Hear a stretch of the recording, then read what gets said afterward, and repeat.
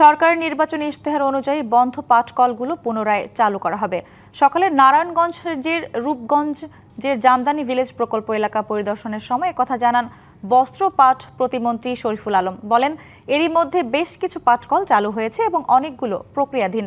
বন্ধ পাটকল চালু হলে দেশের বেকার যুবকদের কর্মসংস্থান হবে।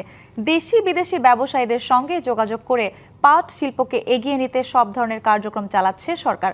এ সময় জামদানি ভিলেজ প্রকল্পের সংশ্লিষ্ট কর্মকর্তাদের সঙ্গে মতবিনিময় এবং স্থানীয় তাঁতিদের সঙ্গে কথা বলেন শরীফুল আলম।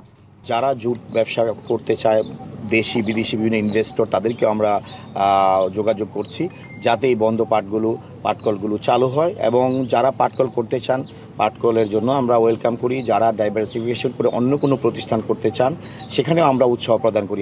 নগদ নিয়ে এলো হার না মানা হার অফার। সর্বনিম্ন 10,000 টাকা রেমিটেন্স নগদে পাঠালে থাকছে স্বর্ণের হার জেতার সুযোগ।